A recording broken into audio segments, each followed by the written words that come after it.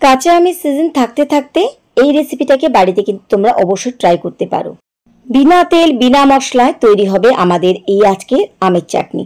যে চাটনিটা হয় একটু আঠালো ধরনের আর খেতে দারুণ লাগে। এটা ভাতের পাশে রুটি পরোটার সাথে কিন্তু খেতে খুব ভালো লাগে। তৈরি করতে সময় লাগবে মাত্র 5 মিনিট। 5 মিনিটে তৈরি হয়ে যাবে আমাদের এই মুখরোচক, মুখে স্বাদ বাড়ানোর জন্য আমের চাটনি। গেস্ট আসলে এভাবে বানিয়ে খাওয়াতে পারো বা বাড়িতে প্রতিদিন খাওয়ার জন্য একদিন বানিয়ে তুলে রাখতে পারো। চলো দেখে নেওয়া যাক আমার আজকের রেসিপি। প্রথমে আমি এখানে একটা বড় সাইজের কাঁচা আম নিয়েছি। এখনকার কাঁচা আমগুলো একদিন ঘরে থাকলে একটু হলদে হলদে হয়ে যায়, কিন্তু এটা কাঁচা আম। কাঁচা আম দিয়ে কিন্তু আমাদের চাটনিটা তৈরি করতে হবে। এবারে আমের খোসা ছাড়িয়ে আমি এরকম বড় বড় করে টুকরো করে কেটে নিয়েছি। আর অবশ্যই কিন্তু তোমরা এরকম এই আমটাকে বড় বড় টুকরো করে কেটে নেবে। এবার নিয়েছি একটা কড়াই। কড়াইয়ের মধ্যে প্রথমে দিয়ে দিচ্ছি আমের টুকরোগুলো, তারপরে এর মধ্যে দিয়ে দিচ্ছি 1 বাটি চিনি। আমের টক অনুযায়ী তোমরা এখানে চিনির পরিমাণটা বাড়িয়ে কমিয়ে নিতে পারো। তো আমার এই আমটা কিন্তু খুব একটা টক ছিল না, তাই আমি এখানে 1 বাটি চিনি দিয়েছি।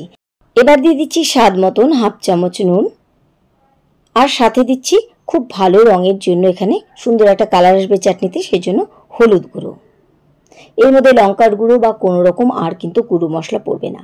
এবার যে বাটি মেপে আমি চিনি দিয়েছিলাম ঠিক সেই বাটি মেপে এখানে দিয়ে দিচ্ছি 1 বাটি জল। এর থেকে বেশি কিন্তু জলের দরকার নেই।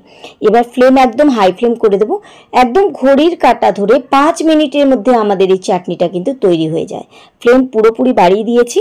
এর মধ্যে আম কিন্তু খুব ভালোভাবে নরমও হয়ে, চাটনিও ঘন হয়ে যাবে আর আম কিন্তু সেদ্ধ হয়ে যাবে।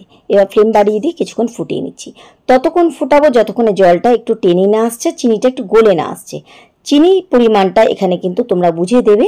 আর চাটনিটার পাতলা ঘনত্বটা কতটা খেতে চাইছো, পাতলা খাবে না একটু ঘন খাবে, সে বুঝে এখানে নামিয়ে নেবে। তবে কিন্তু এই চাটনিটা এইভাবেই খেতে ভালো লাগে, একটু ঘন হবে আর আমগুলো থাকবে গোটা গোটা। এই চাটনি একদিন বানিয়ে কয়েকদিন পর্যন্ত কিন্তু খেতে পারবে।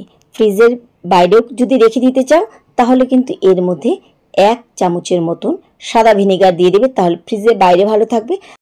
তবে বলবো যেহেতু এটা আচার না চাটনি, তাই এটা কিন্তু ফ্রিজের মধ্যেই রেখে দিও, তাহলে চাটনি শেষ না হওয়া পর্যন্ত এই চাটনি আর কিন্তু খারাপ হবে না। জল আমরা যেহেতু বেশি দিনই, জল কিন্তু পুরো টেনে গেছে আর আমগুলো দেখো খুব সুন্দরভাবে কিন্তু গোটা গোটা আছে। ঠিক এই চাটনির বিশেষত্ব কিন্তু এটা, চাটনি ঘন হবে অথচ আমগুলো কিন্তু গোটা গোটা থাকবে। ব্যাস আমার যতটুকু ঘনর দরকার ছিল করে নিয়েছি। এবার আমি গ্যাস ওভেন বন্ধ করে দিচ্ছি। তৈরি হয়ে গেল আমাদের আজকের বিনা তেল বিনা মশলায় 5 মিনিটে তৈরি হয়ে যাওয়া চটপটা দারুণ স্বাদের আমের চাটনি। রেসিপি ভালো লাগলে বরাবরের মতো কিন্তু লাইক শেয়ার করতে একদমই ভুলো না। আশা করি আমার আজকের এই খুবই সিম্পল রেসিপি তোমাদের ভালো লেগেছে বা কাজেও আসবে। তাহলে আজকের মতো সবাইকে ধন্যবাদ জানিয়ে এখানেই বিদায় নিচ্ছি। ফিরে আসবো আবার অন্য কোনো রেসিপির সাথে অন্য কোনো দিন। সেই পর্যন্ত সবাই খুব ভালো থেকো, সুস্থ থেকো।